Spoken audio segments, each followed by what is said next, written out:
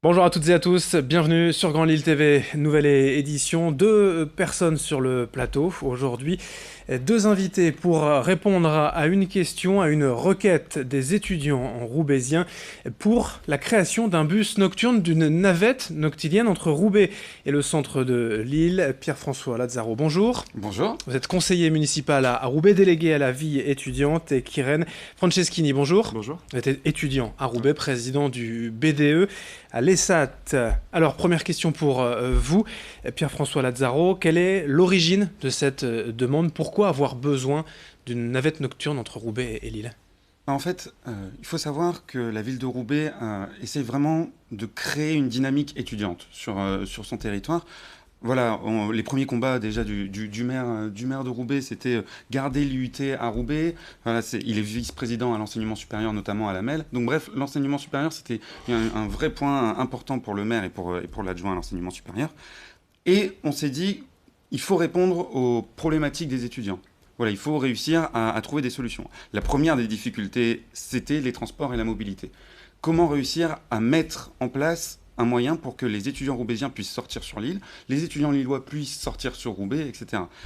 On a remarqué qu'il y avait une navette noctilienne qui existait pour l'île Villeneuve-d'Ascq, le Noctilien 1, et on s'est rendu compte qu'on avait une attente là-dessus. On devait pouvoir trouver une solution avec la ville et aussi avec les étudiants qui se mobilisaient sur cette question-là. On voulait trouver une solution sur un moyen nocturne pour pouvoir rentrer en sécurité. Vous confirmez, Kyrène Franceschini, c'est un besoin, avec le conseil étudiant roubaisien, d'autres entités, d'autres structures, il y a un réel besoin d'avoir ces navettes nocturnes? Oui, bien sûr. On est beaucoup d'étudiants en fait à se retrouver soit coincés sur l'île, soit sur Roubaix. Et le fait d'avoir une navette, ça nous aiderait. Donc oui, en fait, déjà par d'organiser des soirées, des événements, mais aussi des concerts, la vie nocturne de Lille ou de Roubaix. En fait, on n'y a pas accès, où on se retrouve coincé. Et du coup, il faut qu'on s'arrange avec Hitch, Uber, etc. Et c'est assez pénible. Puisque bon, on va quand même rassurer tous ceux qui nous regardent, l'essentiel d'être étudiant, c'est de faire des études, c'est pas forcément des soirées, mais ça en fait partie. Exactement. Aussi pour voilà, l'intégration, la communication aussi, pour attirer aussi des étudiants d'étrangers.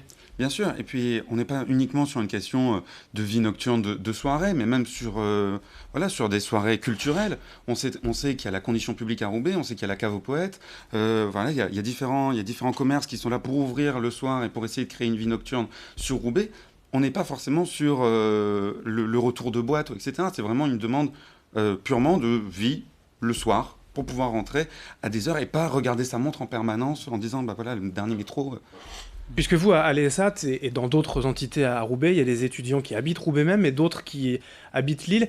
Du coup, c'est difficile ou d'organiser une soirée à Lille ou à Roubaix. Dans les deux cas, vous avez des refus.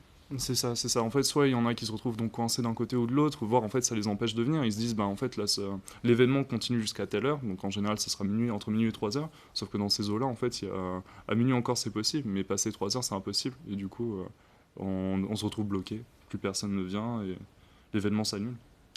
Des grandes structures aussi sont pénalisées. On parlait en préparant l'interview de l'EDEC, voilà, que l'on connaît bien et qui, pour le coup, voilà, pour communiquer auprès de ses étudiants, a un peu de mal à cause de ça. Voilà, en fait, il y a 12 000 étudiants sur Roubaix. Il y a l'EDEC, il y a l'école, il y a l'ESAT, il y a aussi l'IUT, il y a tout un nouveau campus sur Roubaix qui est en train de s'installer, mais il y a l'EDEC. Et l'EDEC, une école de commerce, forge aussi un petit peu sa réputation sur toute la vie associative qu'elle peut proposer. Et il se retrouve en difficulté là-dessus en disant ben, on veut faire des événements sur Roubaix, on veut faire des événements sur Lille, mais comment on peut lier les deux quoi?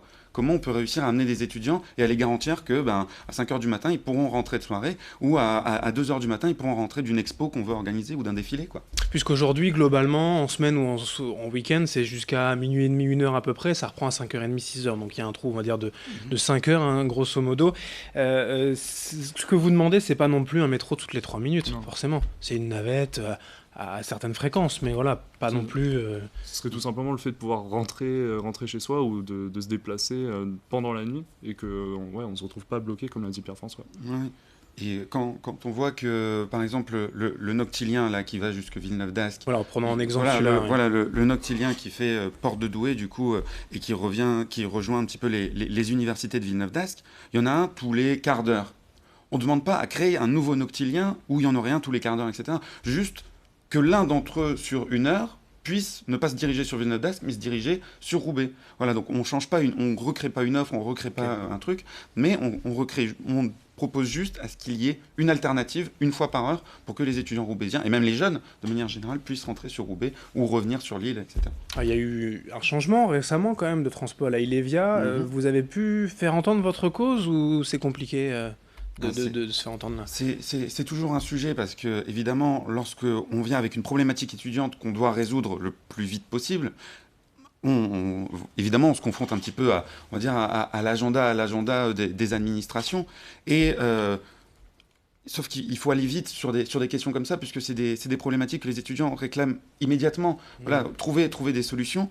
Et les seules solutions qu'on peut apporter, voilà, c'est sur des solutions un peu politiques ou au moins des solutions stratégiques, quoi. Et donc il faut réussir à faire entendre sa voix là-dessus. Et c'est aussi le rôle de la pétition, c'est de faire porter une autre voix aussi en plus que celle simplement politique. L'argument aussi vaut pour les transports Ouigo par exemple, puisque ça a été dénoncé. Souvent, le train à 5h30, il faut y être une demi-heure avant, et à 5h, il n'y a pas de métro pour aller jusqu'à Tourcoing et à la gare. C'est un argument pour vous? Évidemment, c'est un argument. C'est un argument dans les deux sens, puisque les habitants de Roubaix peuvent du coup se rendre à la gare Lille-Europe, à la gare Lille-Flandre, le matin très tôt, grâce à cette navette potentielle. Et aussi, les habitants de Lille ou les habitants de Roubaix pourront aller à Tourcoing, si évidemment le tracé le permet. Mais c'est l'idée, voilà, c'est de pouvoir lier des points d'enjeu importants à 5h du matin. On rappelle que c'est bien le conseil étudiant roubaisien, c'est l'ensemble des forces étudiantes qui a lancé cette pétition. C'est ça, c'est tous les BDE de Roubaix, enfin la grande majorité, on s'est réunis, on en a discuté, on a trouvé donc l'idée... L'idée était très très importante, même pour l'histoire du Ouigo. Nous, enfin, ça nous arrive quotidiennement. Moi-même, la semaine dernière, j'ai dû prendre un Ouigo et j'ai dû m'arranger comme je pouvais pour le prendre, étant bloqué sur l'île à ce moment-là. L'info pratique qu'on doit donner, où est-ce qu'on la trouve cette pétition? Alors, du coup, sur évidemment les réseaux sociaux de manière générale, la Voix du Nord l'a relancée. Et puis, en fait, c'est sur Avaz. Et il suffit d'aller sur la page Facebook de Roubaix Campus où elle est diffusée largement. Eh bien voilà, merci Pierre-François Lazzaro, conseiller municipal Roubaix, donc délégué à la vie étudiante, et Kyrian Franceschini, président du BDE de l'ESAT, d'être venu aujourd'hui nous parler de ce sujet. Merci à tous les deux. Merci. Merci à vous de nous avoir suivis. Dans un instant, l'information continue sur Grand Lille TV.